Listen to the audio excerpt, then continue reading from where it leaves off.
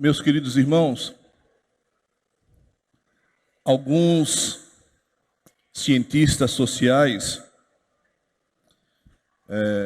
atribuem este momento da história, em 1989, a queda do Muro de Berlim, juntamente com o fim da União Soviética.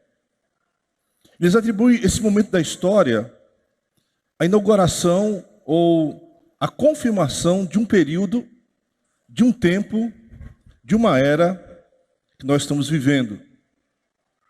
Esse período, esse tempo, essa era se chama pós-modernidade.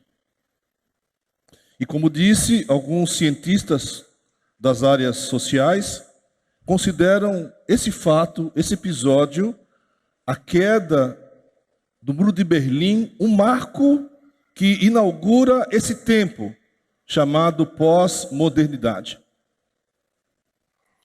A pós-modernidade, ela é marcada por vários princípios, por vários conceitos.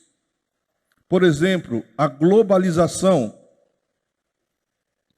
a valorização do consumismo, a rejeição da autoridade, o relativismo, são marcas desse tempo chamado pós-moderno. E nós, igreja, estamos envolvidos, vivemos esse tempo chamado pós-modernidade. Mas uma das coisas que tem me chamado muito a atenção nessa questão da pós-modernidade, dos seus princípios, dos seus valores, é uma questão relacionada aos relacionamentos. Os relacionamentos têm sido afetados de uma forma direta pelos princípios, pelos valores da pós-modernidade. E uma das marcas dos relacionamentos pós-modernos é o individualismo. As pessoas se tornaram profundamente individualistas. Se preocupam única e exclusivamente com seus próprios interesses. Além do individualismo, a superficialidade dos relacionamentos. Não existem mais relacionamentos profundos, sinceros, verdadeiros. É uma marca da pós-modernidade. Os relacionamentos são individualistas, superficiais, interesseiros. São marcas da pós-modernidade. E a igreja de Jesus Cristo, eu e você, estamos inseridos nesse contexto. Nós estamos vivendo paralelamente, influenciados por esses conceitos da pós-modernidade, inclusive em nossos relacionamentos. E nesta noite, meu irmão, eu quero convidar você a uma reflexão sobre exatamente isso, sobre os nossos relacionamentos. Quais são os princípios? Quais são os valores? Quais são os conceitos que têm balizado os nossos relacionamentos? Porque a pós-modernidade está aí. Os valores estão aí. E eu creio que nós precisamos refletir sobre esse tema tão importante para nossas vidas. Por isso, esta noite, o tema da nossa mensagem é o cristão e os relacionamentos. E a palavra de Deus, que é a Bíblia, ela fala de uma forma muito profunda sobre relacionamento. Em todos os níveis, em todas as áreas humanas, onde existe relacionamento, Deus se preocupou em normatizar, em dizer como é que faz, em dizer como é que é. E nesses dias pós-modernos, nós precisamos voltar nossos olhos para a Bíblia E entender como é que Deus quer que nós nos relacionemos. Que tipo de relacionamento eu e você, meu irmão, nós que somos chamados filhos de Deus, precisamos ter. Esta noite eu queria tratar de basicamente 3 tipos de relacionamentos. Esse é um assunto complexo, é um assunto que não se esgota hoje, mas eu queria que nós saíssemos daqui esta noite pensando, refletindo em pelo menos 3 tipos de relacionamentos, para que nós, olhando para a palavra de Deus, olhando para a Bíblia, possamos meditar, possamos refletir. E o primeiro relacionamento que eu quero destacar essa noite são os relacionamentos interpessoais. Entre as pessoas, entre nós mesmos, entre os cristãos e os que não são cristãos. Então eu queria convidar você a abrir a sua Bíblia em 1 Pedro, no capítulo 3. Nós vamos ler do verso 8 ao verso 12. E Pedro vai nos falar alguma coisa a respeito de relacionamentos interpessoais. Por favor, abra a sua Bíblia em 1 Pedro, capítulo 3. Nós leremos do verso 8 até o verso 12. Está escrito assim na palavra de Deus: finalmente, sede todos de igual ânimo, compadecidos fraternalmente, amigos, misericordiosos, humildes, não pagando mal por mal ou injúria por injúria, antes, pelo contrário, bendizendo, pois para isto mesmo fostes chamados, a fim de receberdes bênção por herança. Pois quem quer amar a vida e viver dias felizes, refreie a língua do mal e evite que os seus lábios falem dolosamente.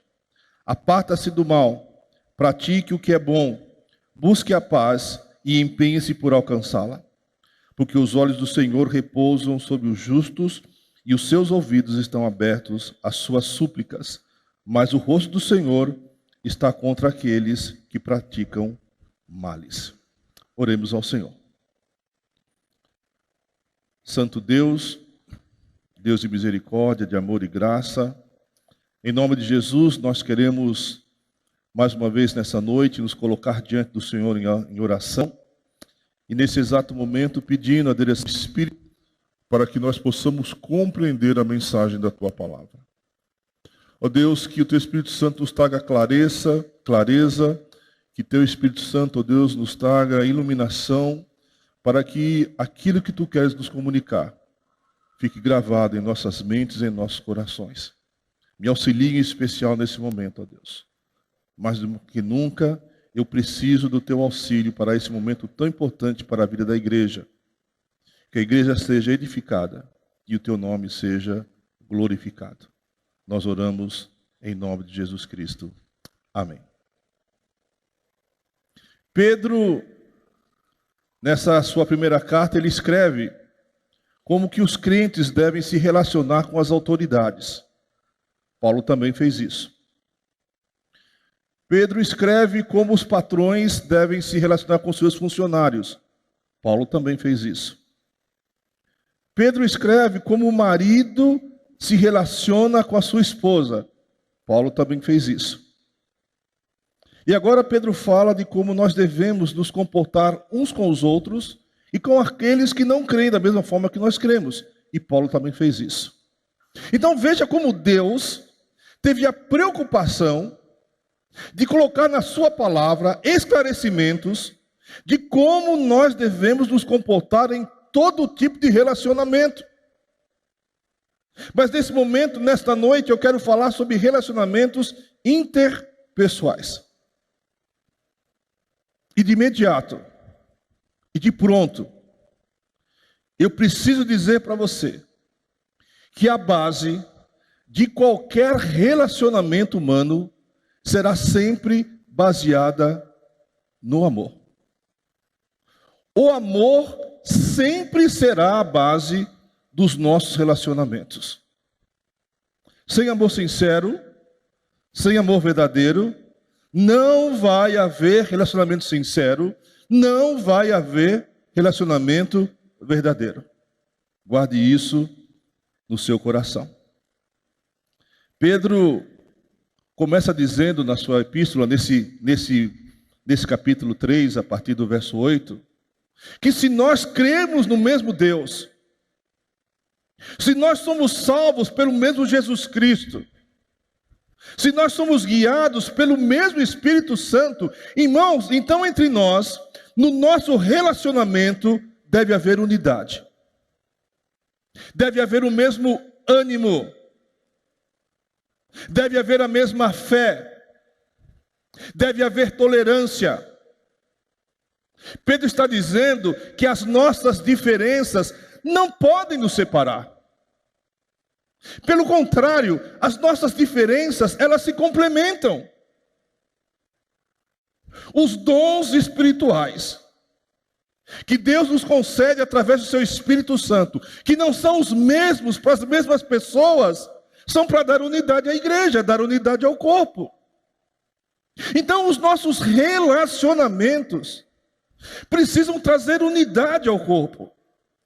A nossa relação interpessoal deve colaborar para que o corpo permaneça unido, a igreja permaneça unida. Mas infelizmente não tem sido assim. Os relacionamentos interpessoais dentro da igreja do Senhor, infelizmente, têm servido como pedra de tropeço para muito crente. Tem crente tropeçando, tem crente pecando em função dos seus relacionamentos na igreja do Senhor Jesus, no corpo de Cristo. E Pedro diz que nós temos que ter o mesmo ânimo, a mesma vontade, o mesmo desejo. Mesmo que muitas vezes as nossas relações sejam conflituosas, e isso vai acontecer, meu irmão, mas elas têm que ser resolvidas diante do Senhor Jesus. Os nossos conflitos interpessoais têm que ser resolvidos à luz da palavra de Deus. Mas nós não estamos olhando para a palavra de Deus. Nos nossos relacionamentos, nós estamos desprezando a vontade de Deus, olhando apenas para o nosso coração, e a palavra de Deus diz que o nosso coração é enganoso. Estamos nos deixando levar pelas emoções, pelos sentimentos meramente humanos. Igreja dividida, irmão triste, irmão magoado, irmão ferido, porque não consegue resolver os seus problemas interpessoais à luz da palavra dentro do corpo de Cristo. Isso tem trazido um grande mal à igreja do Senhor Jesus. Parece que em alguns momentos a igreja se tornou uma arena de combate. Parece que em alguns momentos a igreja se tornou um octógono do MMA. Lutas, desavenças, desnecessárias no seio da igreja. E nessa noite, o Espírito Santo de Deus nos chama a uma reflexão. Meus irmãos, é muita carnalidade dentro da igreja do Senhor. É muita imaturidade espiritual dentro da igreja do Senhor. Me parece, e eu fico com a impressão, que esses preceitos, que esses valores dos dias pós-modernos estão dentro da igreja, nos relacionamentos da igreja. Pessoas individualistas, pessoas egoístas, pessoas que não querem se submeter à palavra de Deus. E nós precisamos urgentemente refletir e pensar sobre essa questão. porque os dias são maus e parece que estão piorando. E nós estamos nos esquecendo que o amor fraternal, o amor Filadélfia, o amor que está naquela placa bonita colocada essa semana na frente da igreja, não pode ser apenas uma placa.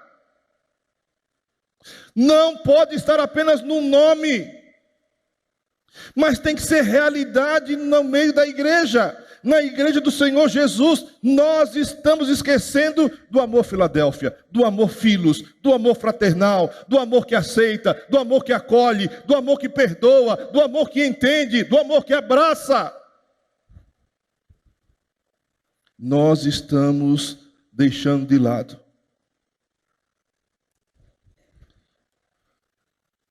A marca da igreja, a marca do cristão, nos seus relacionamentos interpessoais, tem que ser o acolhimento. Inclusive, e especialmente, daquele que pensa diferente de nós. É isso que a palavra diz. É isso o ensino da palavra. E quando nós não fazemos isso, nós estamos pecando. Estamos na contramão da palavra. Estamos na contramão de Deus, de Jesus e do Espírito Santo. Nossos relacionamentos têm que ser marcados pela misericórdia, diz o apóstolo Pedro. Sentir a dor do outro. Estar ao lado do outro, mesmo que, em algum momento, em alguma circunstância, aquele outro pisou no seu calo. Mesmo que em algum momento, aquele outro lhe falou algo que lhe entristeceu em algum momento, em algum dia, em alguma ocasião. Mas os nossos relacionamentos interpessoais são marcados pelo amor fraternal, são marcados pela misericórdia. Eu me coloco no lugar do outro, eu sinto a dor do outro, eu estou com o outro. Amor fraternal, misericórdia, compaixão. Todos esses sentimentos que estão no coração de Deus, que movem o coração de Deus na sua direção, na direção da sua família, no cuidado com a sua vida, esses sentimentos têm que estar em nosso coração em relação ao irmão.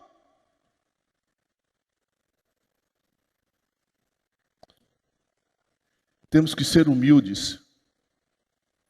E humilde não é ser fraco, e humilde não é ser inferior, mas se achar fraco e se achar inferior.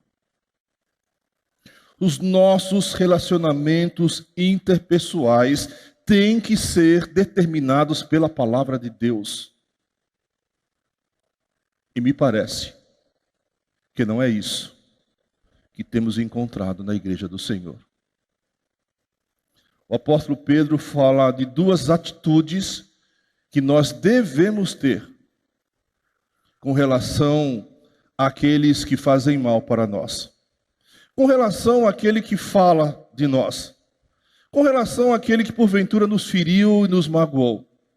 O apóstolo Pedro fala de duas ações, de duas atitudes. Primeira atitude: não retribua o mal e a ofensa que receberam da mesma forma. Olho por olho, dente por dente, no Antigo Testamento. Graça, misericórdia, compaixão, a nova aliança em Cristo Jesus. Não retribuam na mesma moeda o mal que te fizeram. Não faça para o outro aquilo que você não quer que façam para você. A orientação é clara. Não é necessário um esforço exegético, hermenêutico para entender isso, meu irmão. Não faça o mal que o outro lhe fez. E aí então vem a segunda orientação de Pedro. Os cristãos devem bendizer os seus inimigos. E Pedro não está sendo original nessa declaração. Ele está repetindo o que Jesus disse. Ore pelo seu inimigo. Coloque o seu inimigo debaixo dos joelhos. Bendiga o seu inimigo. São ações nos nossos relacionamentos que Deus espera de nós. Nesses dias pós-modernos de tanto individualismo, nesses dias pós-modernos que as pessoas estão se degladiando, nós precisamos andar na contramão desses relacionamentos, meu irmão. As pessoas precisam saber que existe um outro tipo de comportamento. E sou eu, e é você, e somos nós, é a igreja que vai demonstrar esse relacionamento. Somos nós. Fácil? Não. Possível? Sim. E Deus espera isso de mim, e Deus espera isso de você, porque os olhos do Senhor, diz Pedro, estão sobre nós. Os olhos do Senhor estão nos observando. Como nós nos relacionamos, o que falamos e o que pensamos. Quais são as motivações reais do nosso coração nos nossos relacionamentos interpessoais? É o interesse que nos move? É o individualismo que nos move? É a superficialidade que nos move? Igreja de Jesus, paremos e avaliemos os nossos relacionamentos interpessoais com os irmãos da fé e com aqueles que não confessam a mesma fé que nós confessamos. Mas não só os relacionamentos interpessoais estão sendo afetados de uma forma danosa pelos princípios da pós-modernidade. E quero falar então um pouco agora sobre o relacionamento familiar na pós-modernidade. Se você está prestando bem atenção nessa imagem, talvez você reconheça alguma família. Espero que você reconheça a sua família. Interessante, até o cachorro aprendeu a usar o tablet, né? E não vai demorar muito para ter um aplicativo para ensinar os animais a usar o tablet. Não vai demorar muito, não. Irmãos, essa imagem, ela reflete, é um resumo dos relacionamentos familiares na pós-modernidade. Eu queria que você abrisse a sua Bíblia no Salmo 128. Por favor. Abra a sua Bíblia no livro dos Salmos, no capítulo 128. E acompanhe a leitura da palavra de Deus. Livro dos Salmos, 128. Diz assim: Bem-aventurado aquele que teme ao Senhor e anda nos seus caminhos. Do trabalho de tuas mãos comerás, feliz serás, e tudo te irá bem. Tua esposa no interior da tua casa será como uma videira frutífera, teus filhos como rebentos da oliveira, à roda da tua mesa. Eis como será abençoado o homem que teme ao Senhor. E o Senhor te abençoe desde Sião, para que vejas a prosperidade de Jerusalém durante os dias da tua vida. Vejas os filhos de teus filhos, paz sobre Israel. Você sabe como a família está sendo atacada nos últimos tempos. A estrutura familiar bíblica está sendo atacada de uma forma vil, de uma forma violenta, de uma forma brutal. As leis estão sendo mudadas para que se mude o conceito de família. São os dias pós-modernos. São os princípios e os valores da pós-modernidade em relação à família. E como a nossa família tem sido afetada por isso. Essa imagem para mim é muito forte.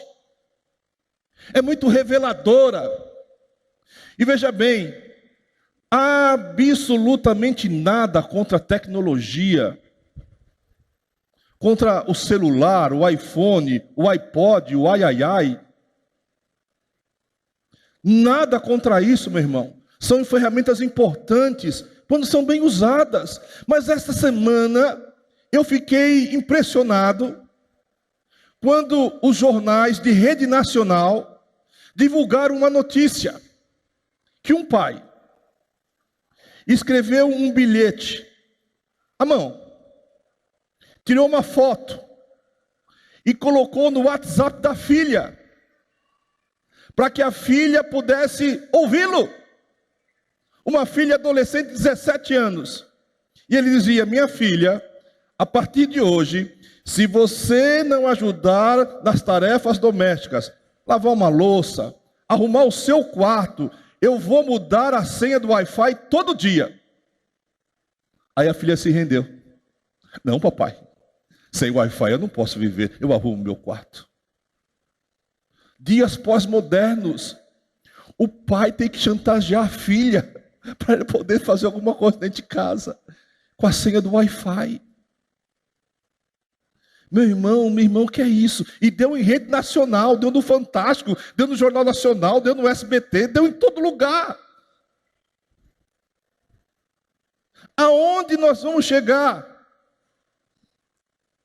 Vamos conversar com o nosso filho sentado à mesa, ele com o seu celular e eu com o meu, e eu conversando com ele. Pasmem, isso já tem acontecido.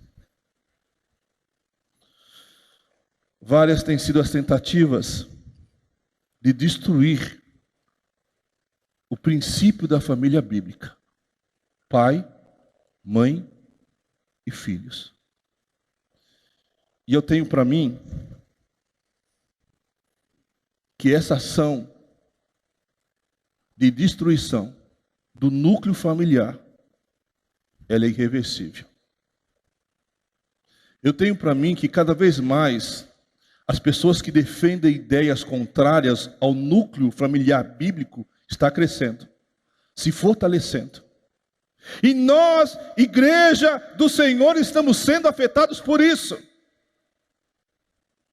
Eu quero que você olhe para essa imagem e olhe para a sua família, e olhe para os seus filhos, e olhe para você, meu irmão, e olhe para você, minha irmã.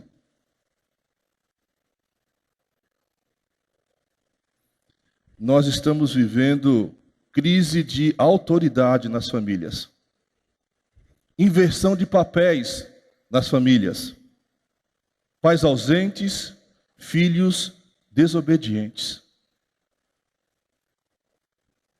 E eu não sei o quanto isso tem afetado a sua família. Eu não sei o quanto você tem aplicado isso na sua casa. E quando eu falo isso, os princípios da família bíblica. Porque Deus se preocupa em falar dos relacionamentos na família. O papel de cada um, a função de cada um, a responsabilidade de cada um.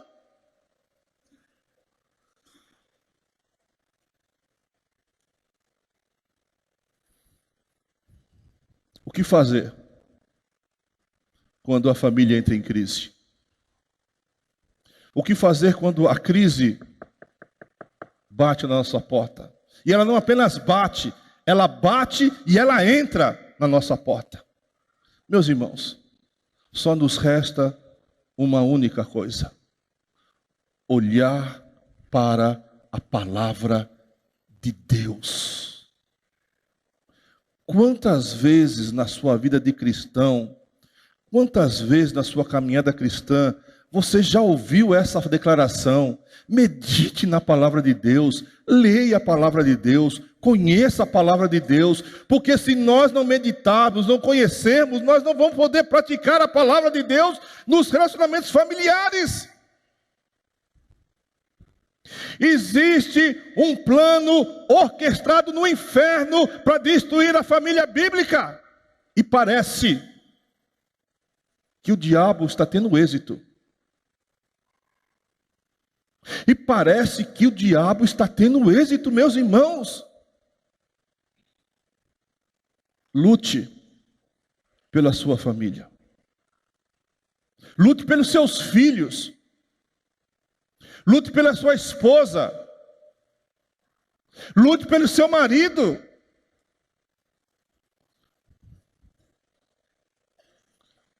Homens, me permitam uma palavra específica para vocês agora. Homens, você que é pai, você que é marido, você que é solteiro, que será pai, que será marido. Existe uma responsabilidade sobre nós homens, pais, maridos. A Bíblia diz que nós somos o sacerdote do nosso lar. Nós temos uma responsabilidade com a vida espiritual da nossa família, da nossa esposa e dos nossos filhos. E se eu estiver enganado, após eu terminar aqui, você me procura ali na porta e diga: pastor, você está enganado. Não tem nenhum problema. Mas eu acho, eu penso, eu creio que nós homens estamos falhando nisso. Nós não estamos sendo sacerdotes dos nossos lares. Nós não estamos cuidando da vida espiritual da nossa esposa e dos nossos filhos, porque nós não temos tempo para Deus em nossas vidas. Acordamos cedo, dormimos tarde, a agenda é repleta, fazemos tantas coisas, estamos sempre cansados, não temos tempo para Deus e não temos tempo para a esposa, não temos tempo de cuidar da vida espiritual dos nossos filhos. Estamos terceirizando para nossas esposas toda a responsabilidade espiritual. E aí, meu irmão, o Salmo 128 não vai se cumprir na sua vida, porque é o homem que teme ao Senhor, que adora o Senhor, que conhece o Senhor, que se relaciona com o Senhor. Mas eu não tenho tempo, então eu não temo, eu não adoro, eu não sirvo, então eu não serei uma bênção na minha casa. E a minha esposa não será videira frutífera, e meus filhos não serão como rebentos da oliveira ao redor da mesa, porque nós não estamos cumprindo o nosso papel de sacerdote no lar.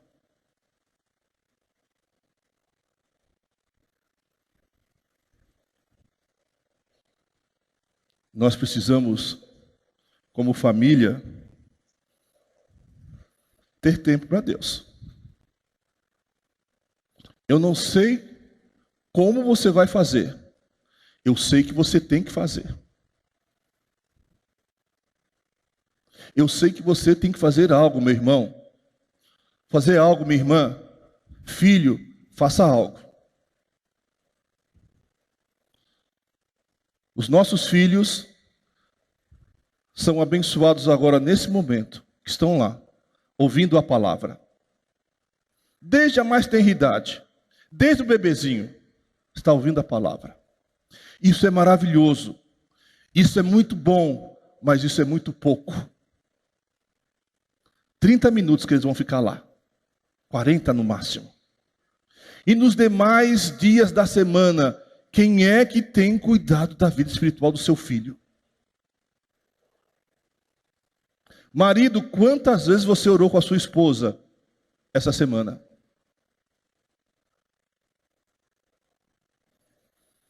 Não se esqueça de uma coisa. A igreja, ela começou nos lares. O homem, o sacerdote da casa. E a igreja começou nos lares. Leia Atos dos Apóstolos. E você vai ver onde as pessoas se reuniam. Nas famílias. Nos lares. E nós estamos perdendo isso. O nosso relacionamento familiar. Ontem, na nossa reunião de casais, eu falei sobre um artigo publicado numa revista chamada Lar Cristão. E o artigo tinha por título: Minha casa, lar ou pensão? E o título nos faz refletir, nos faz pensar. Minha casa, lar ou pensão? Os princípios da pós-modernidade em relação à família, aos relacionamentos familiares, estão invadindo nossas vidas.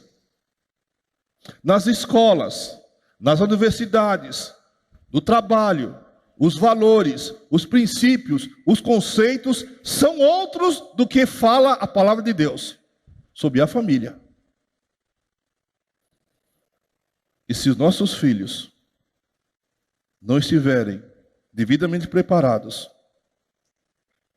e se você esposa, e se você mãe, e se você marido, se você pai, não estiver devidamente preparado, sua família corre um grande risco.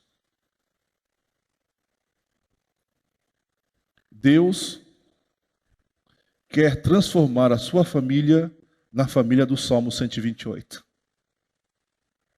Bem-aventurado o homem que teme ao Senhor. Sua família será feliz, sua esposa será feliz, seus filhos serão felizes, quando cada um cumprir o seu papel adequadamente nos seus relacionamentos. Relacionamento interpessoal, relacionamento familiar. Todos eles fundamentais e importantes. Mas não adianta você se esforçar para ter um bom relacionamento interpessoal. Não adianta você se esforçar para ter um bom relacionamento familiar, se o principal relacionamento da nossa vida não estiver saudável. E o principal relacionamento da nossa vida é o nosso relacionamento com Deus.